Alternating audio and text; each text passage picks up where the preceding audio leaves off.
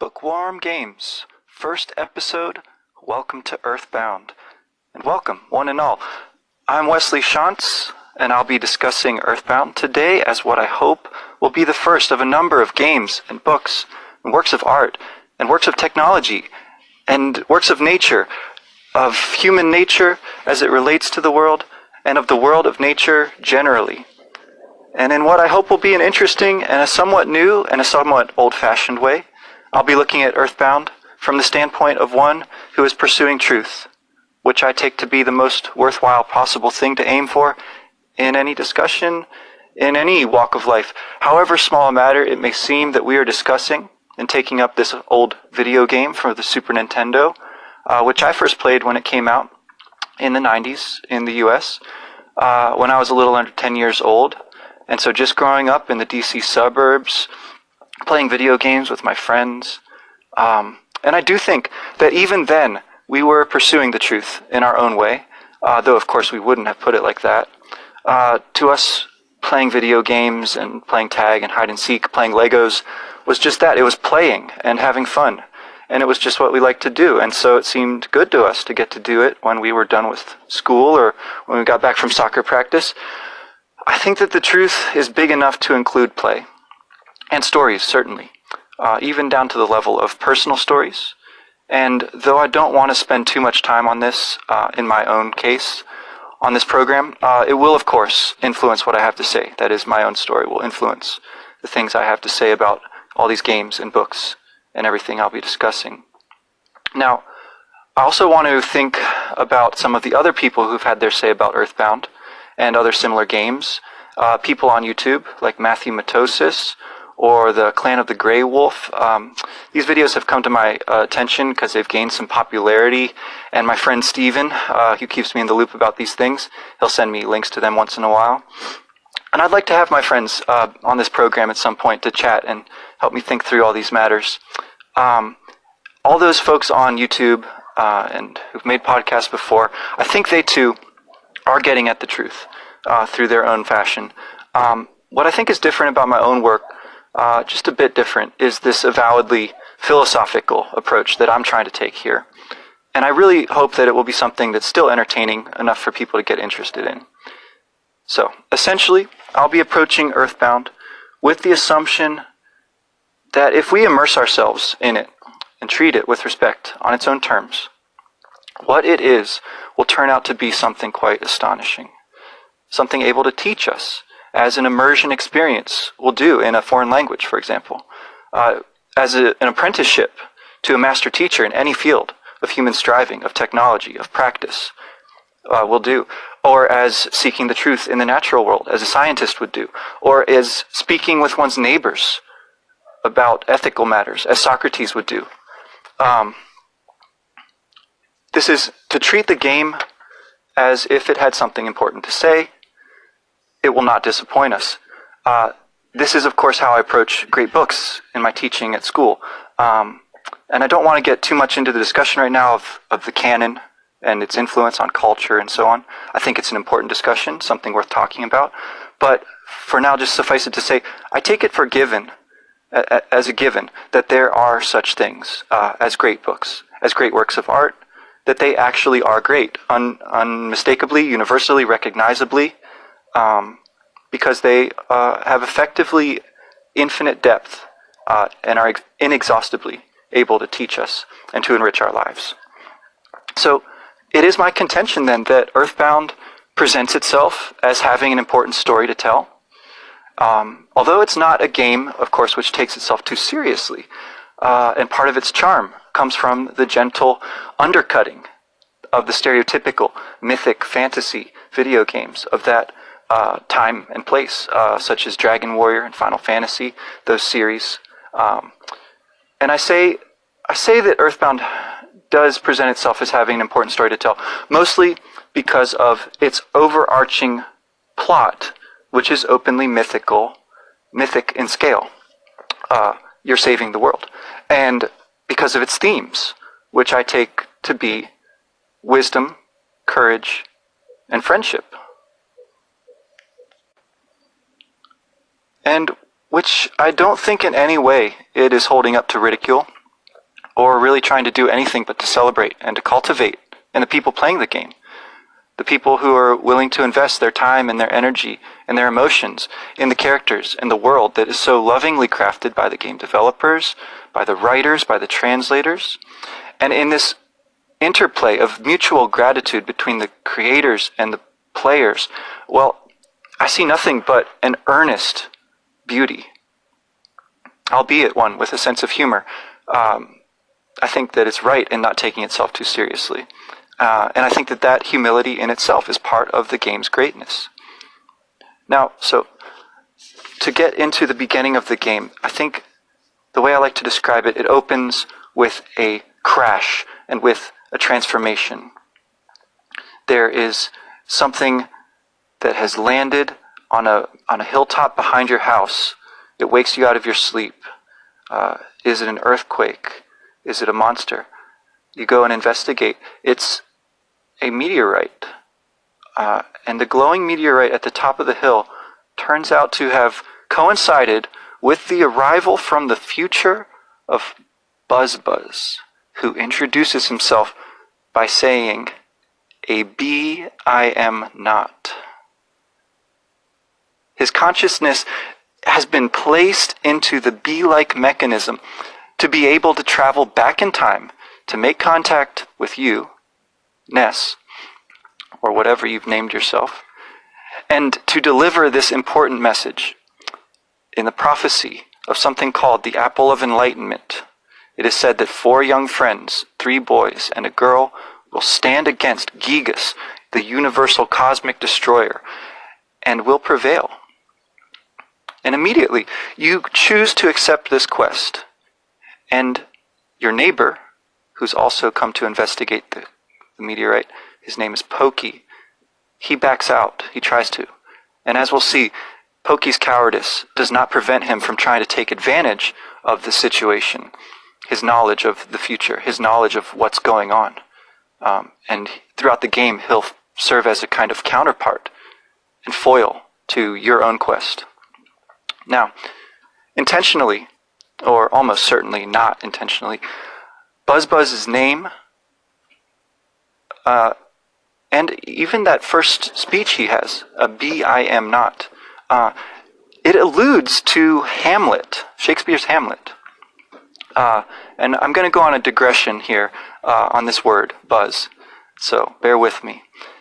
In Hamlet, this is Act 2, Scene 2, line 393, Hamlet says, "Buzz, buzz." There's a comma in between and an exclamation point at the end. Now, this line is usually glossed something like this. This is in the Riverside Shakespeare. It says, "Buzz, an exclamation of impatience at someone who tells news already known." And so it's a kind of an expression of disdain for his treacherous advisor, Polonius, who's come to tell him news that he already knows, which is actually about a group of actors, players as they're called in the play, who've come to the castle. And this footnote, you can learn a lot by looking at the footnotes. So in the previous exchange with his treacherous friends Rosencrantz and Guildenstern, where they have actually already told Hamlet this news about the actors, there's a longer note on the use of the word innovation there. It means something closer to a revolt or a disturbance, and refers to some kind of political unrest, or perhaps to this new fad of child actors. And it's explaining why the grown-up actors have been forced to travel to the castle of Elsinore.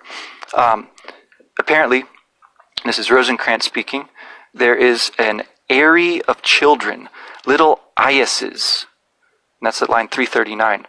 That's glossed as meaning basically a nest, an aerie, of unfledged hawks. That word Iases, I don't know if I'm pronouncing that right. Unfledged hawks.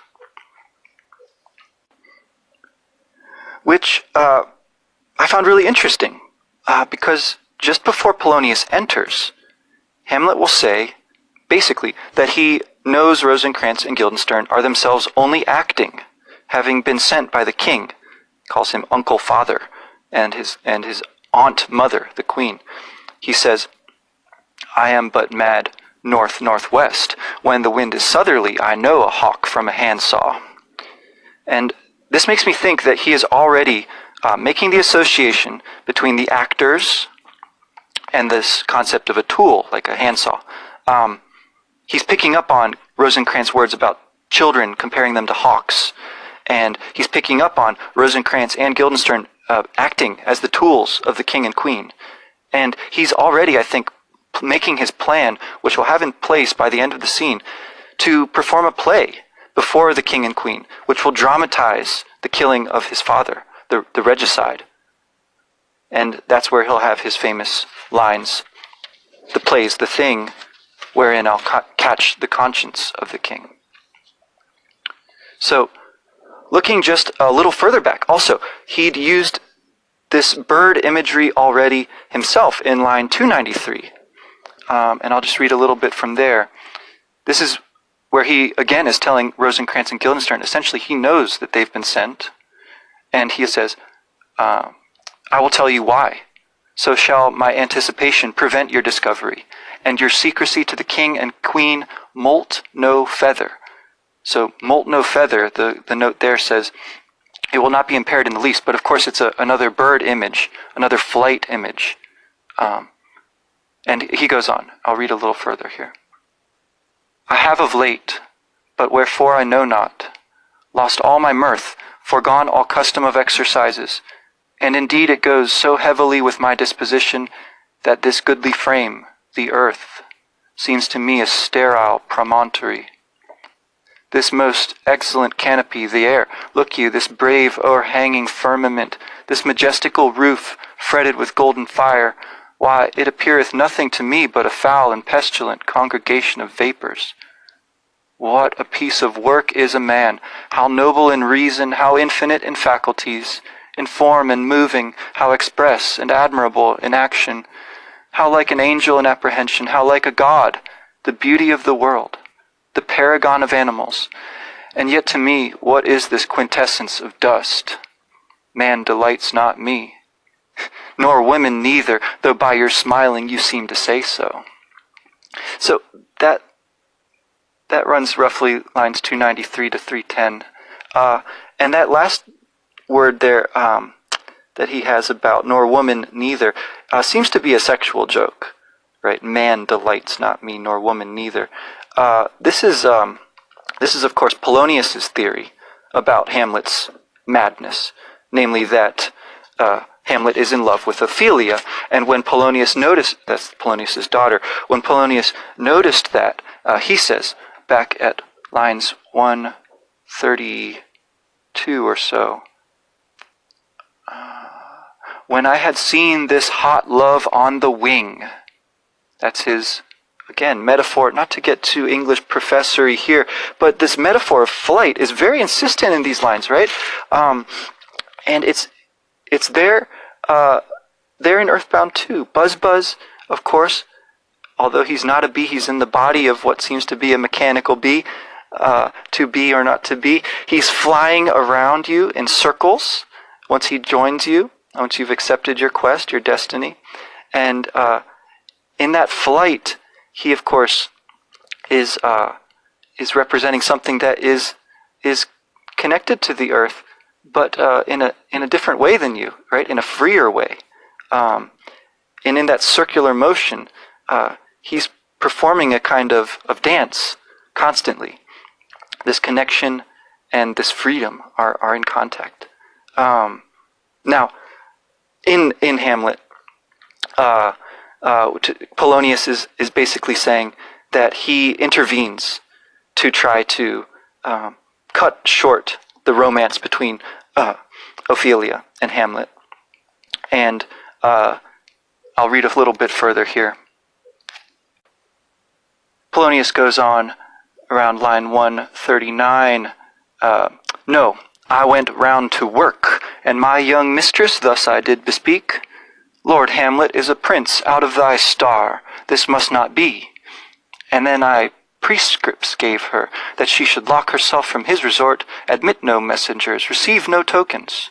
Which done, she took the fruits of my advice, and he repelled, a short tale to make, fell into a sadness, then into a fast, thence to a watch, thence to a weakness, thence to a lightness, and by this declension into the madness wherein now he raves, and all we mourn for. So, Polonius's reading of Hamlet's madness is that it's a result of his own intervention to stop his daughter from showing any affection in returning Hamlet's signs of love. Now, so I bring all this up because from when I first read Hamlet back in high school, and then whenever I used to teach it, this Buzz Buzz line always stood out to me because it reminded me of the beginning of EarthBound. And then once I'd read Hamlet, whenever I would go back and play EarthBound again, the Buzz Buzz thing would remind me of Hamlet. And I think this is another way in which games and books and these kinds of works of art and even play, they enrich us because they set up these associations so that they give us a kind of framework and a vocabulary and a sort of imaginative well from which to draw when we face difficulties in our lives. This is what Hamlet is resolving to do. Even in his irresolution, he's going to use the play as a thing. And so it's not just words. It's not just entertainment. It is, in fact, an effective tool to begin to set things right. Now, I also certainly recall as a child playing this game, all of Buzz Buzz's long speeches were kind of boring, and he acknowledges this. At a certain point, he'll tell you, thanks for listening to his long story. And if you're not careful, at that point, the game is giving you the option of hearing that whole story again. And so if you're just pushing the button to get through his lines and not really reading them, when you push the button, it will send you back to the start of his speech and it will play through again for you, so that in a way the game, in thanking you for listening to it, is forcing you, ironically, to actually read what Buzz Buzz is saying, because it's important. And for all that, for all Buzz Buzz's wordiness, I always thought, even as a kid playing this game, he makes up for it because he's so powerful in battle. The first boss that you face is a Starman Jr. who has followed Buzz Buzz from the future, and he teleports in and blocks your way when you're almost in sight of your house again. The Starman Jr. uses fire attacks, which would easily wipe out your party, except for the psychic shield that Buzz Buzz places over you. And while your attacks with the cracked bat hardly put a dent in the Starman's shiny metal armor, Buzz Buzz attacks do something like 20 times as much damage, and they knock him out within a few rounds. Now, nevertheless, the aid Buzz Buzz can give is somewhat short-lived. The battle has exhausted him, and then when Pokey's mom swats him, she says he's a dung beetle. It crushes him, and it's all he can do to deliver his last words.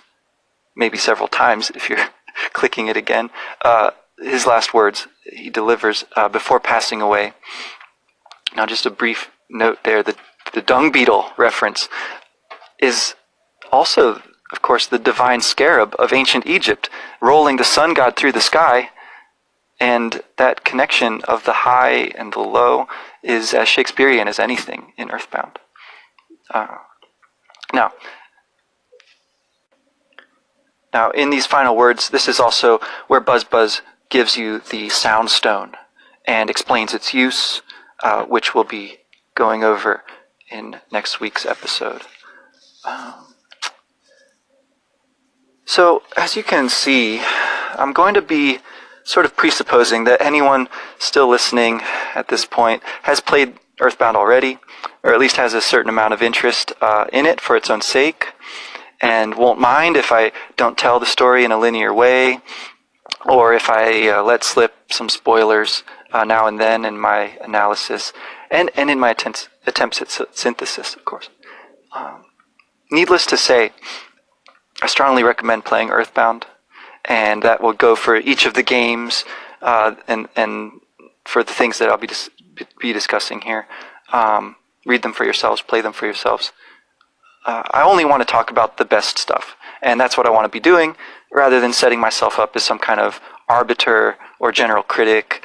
I'm speaking here as one who loves this stuff, as an amateur in the root sense of the word, in the radical sense, if you like, of being love, and not as an expert, but as one who has got a fair amount of experience with this material, having studied and taught the great books one way or another for about 10 years, and then having played video games, or sometimes with more attention and sometimes with less, for longer than that, since childhood. And I'm going into my 4th decade now, and so I'm very glad to finally be sitting down to do this. I definitely hope you enjoy listening as much as I'm enjoying making these. I'll try to release new material regularly. I'm hoping once a week on Sunday afternoons.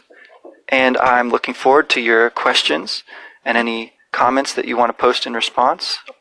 Now, to recap today's episode, the pursuit of pleasure or fun, the pursuit of happiness, is sure to develop into the pursuit of truth.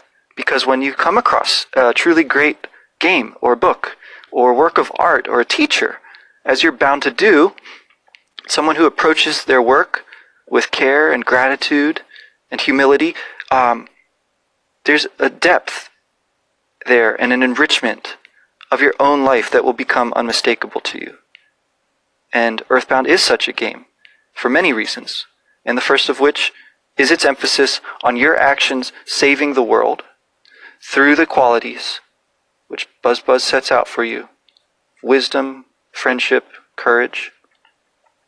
Now, with that, the adventure of Earthbound has begun, and the Bookwarm Games project is up and running.